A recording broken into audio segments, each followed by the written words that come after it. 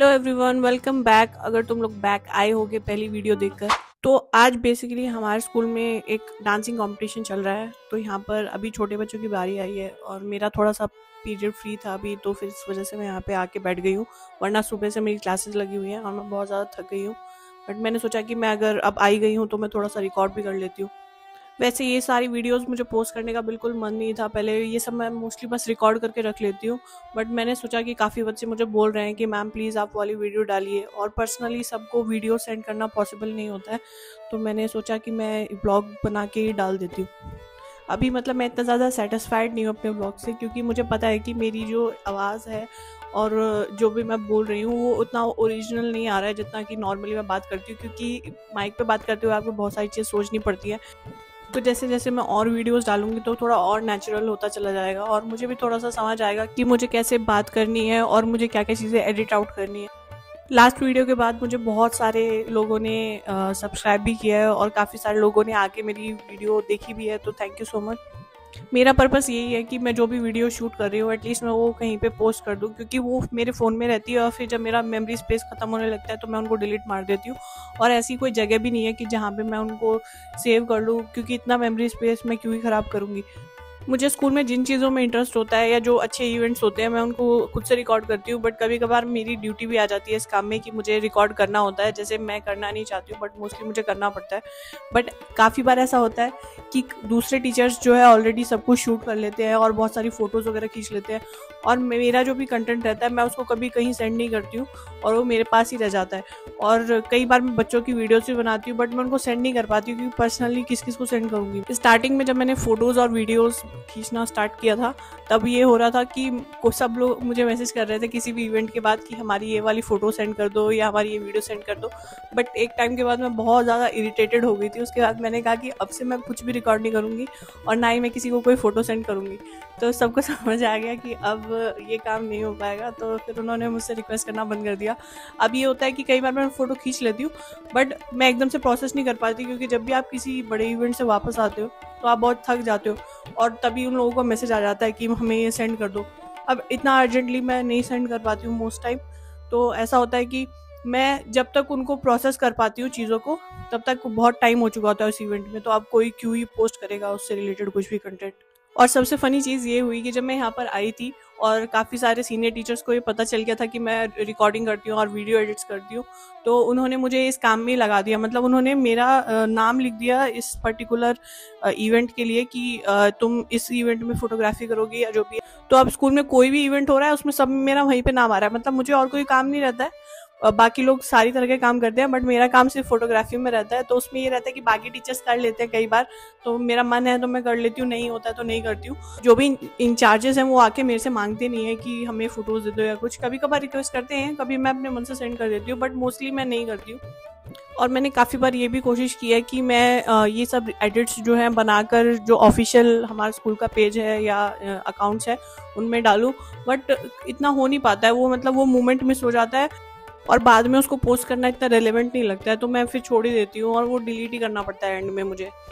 तो ये हमारा भी कंपटीशन चल रहा है और इसमें काफ़ी सारे क्लास 1 के बच्चे हैं और इसमें से कुछ मेरी क्लास के भी हैं। एक्चुअली मैं मोस्टली पढ़ाती क्लास 5 में हूँ, बट मेरी लास्ट ईयर से 2 क्लासेस जो है क्लास 1 में लगती है।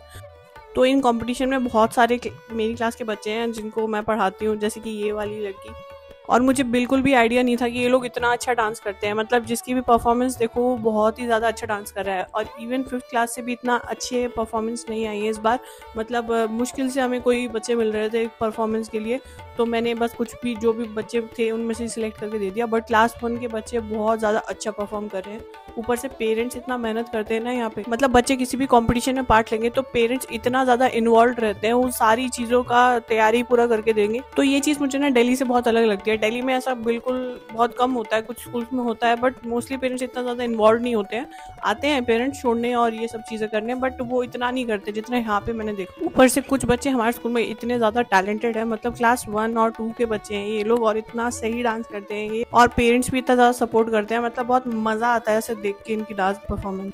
और गर्ल्स तो डांस करती ही हैं। हमारे स्कूल में बॉयज़ भी काफ़ी ज़्यादा पार्टिसिपेट करते हैं डांस वगैरह में। हमारे स्कूल में दिल्ली में ऐसा होता था मोस्टली कि लड़के इतना ज़्यादा पार्टिसिपेट नहीं करते हैं, मतलब वो कॉन्शियस होते हैं कि बाकी उनके फ्रेंड्स क्या सोचेंगे, क्या बोलेंगे, तो उनको अगर पसंद भी है तो वो लोग पार्टिसिपेट नहीं करते, जो कि मुझे बिल्कुल पसंद नहीं है। मतलब अगर आप किसी चीज़ में अच्छे हैं तो आपको पार्टिसिपेट करना चाहिए। हमारे टीचर्स भी मोस्टली ऐसा करते थे कि बॉयज़ को इग्नोर कर देते थे, कि लेते नहीं थे उनको।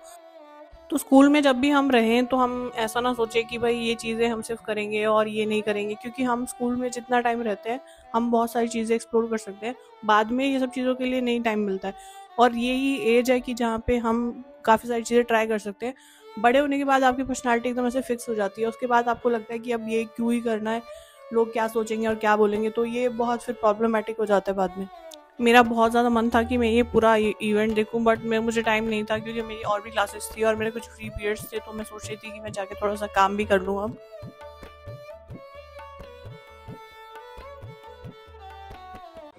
आज चिल्ड्रंस डे है और मोस्टली हमारा चिल्ड्रंस डे पे एक बाल मेला करके होता है, जिसमें कि बच्चे आते हैं और वो अपनी स्टॉल लगाते हैं खाने की या किसी भी चीज़ की जो भी वो सेल करना चाहते हैं। तो ऐसा नॉर्मली होता था और सब बहुत एक्साइटेड रहते हैं पूरे साल में इवेंट होने के लिए। लास्ट ईयर हमने बहुत ज़्यादा इन्जॉय किया था, बट इस साल हमें कल कहीं जाना है कुछ टीचर्स को, तो बहुत ज़्यादा बिजी हैं ऑलरेडी। तो उन्होंने फिर ये डिसाइड किया कि हम इस साल बाल मेला नहीं करेंगे। तो अब ये सेकेंडरी का यहाँ पर इवेंट हो रहा है, तो हमने इसी में पार्टिसिपेट कर लिया और हमने बच्चों को यहीं पे बुला लिया। हमारे यहाँ पे बच्चे टीचर्स डे पे बहुत सारी चीज़ें करते हैं, तो थोड़ा सा बुरा तो लगा कि इस बार हम उतना ज़्यादा अच्छी तरह से नहीं कर पाएंगे जितना हम नॉर्मली करते हैं। बट ये था कि एटलीस्ट बच्चे थोड़ा सा कुछ देखेंगे तो थोड़ा इन्जॉय करेंगे और उनको फील होगा कि थोड़ा आज चिल्ड्रंस डे है। मैं बहुत दिन से देख रही हूँ कि स्कूल में काफ़ी सारे इवेंट्स की तैयारी चल रही है, कि सेकेंडरी में कुछ बच्चे डांस वगैरह की प्रैक्टिस कर रहे हैं और वो लोग कोई प्रिपरेशन कर रहे थे। बट मुझे आइडिया नहीं था कि वो जो डांस स्टेप्स वो कर रहे हैं वो सिर्फ ऐसे मज़े के लिए नहीं कर रहे हैं, वो लोग एक्चुअली वो स्टेज पे करने वाले हैं। तो बड़े बच्चों ने बहुत ज़्यादा तैयारी करी है इन परफॉर्मेंसेस के लिए। मोस्टली हमारे क्लास के बच्चे जो है प्राइमरी के थोड़ा दूर बैठते हैं, जिसकी वजह से वो बहुत शोर मचाते हैं, बट वो आज सामने बैठे हुए हैं। और मैं आज बहुत दिन बाद कुछ रिकॉर्ड कर रही हूँ। आजकल मैं बिल्कुल भूल जाती हूँ कि मुझे कुछ रिकॉर्ड भी करना है, जबकि ये एक थोड़ा हैबिट की तरह है, बट मैं आजकल इतना नहीं कर पाती हूँ, तो इसलिए मैं सोचती हूँ कि फ़ायदा नहीं है कुछ इसको रिकॉर्ड करने का, और इस पर कुछ एडिट्स भी नहीं बनेंगे, तो फिर इसलिए मैं अवॉइड करती हूँ। और यहाँ पर कुछ मैगजीन्स दिखाई जा रही हैं जो इन बच्चों ने बनाई है। इनका पूरे साल कुछ ना कुछ न्यू चलता ही रहता है। इतनी सारी चीज़ें मैंने आज तक कभी भी किसी स्कूल में नहीं देखी है। बड़े स्कूलों में यही फ़ायदा होता है कि वहाँ पे ना बहुत ज़्यादा एक्सपोजर मिल जाता है इन सब चीज़ों से, कुछ ना कुछ एक्टिविटीज़ होती रहती है। वरना हमारे टाइम में तो टीचर्स बस सारा दिन पढ़ाते रहते थे, और सीसीए होता था तो हो जाता था, नहीं होता था मोस्टली पूरे साल कुछ नहीं होता था। आज बच्चों ने काफ़ी सारे सॉन्ग्स पे डांस परफॉर्मेंस दी है, बट मैं वो कोई भी सॉन्ग्स नहीं डाल पाऊँगी, तो पूरा टाइम मुझे यही ऐसी बकवास करना पड़ेगा। मैं बातें तो बहुत कर सकती हूँ और मैं बहुत देर तक बोल भी सकती हूँ, बट अभी यहाँ पर इशू ये आ रहा है कि एक तो स्कूल रिलेटेड वीडियो है, ऊपर से मैं कुछ फ़नी कमेंट करूँ या कुछ करूँ और कोई सुन ले या किसी को पता चल जाए उस बारे में, तो फिर मेरे लिए एक इशू हो जाएगा वो।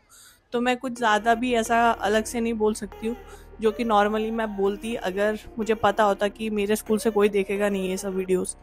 मतलब अगर मेरी कोई पर्सनल वीडियोस है मेरी फैमिली की, या फिर मैं कहीं घूमने गई हूँ या उस तरह की कोई वीडियोस है, तो उनमें तो मैं कुछ भी बोल सकती हूँ। मतलब वहाँ पे मेरी वो अपनी विल है कि मैं कितना ही बकवास कर सकती हूँ।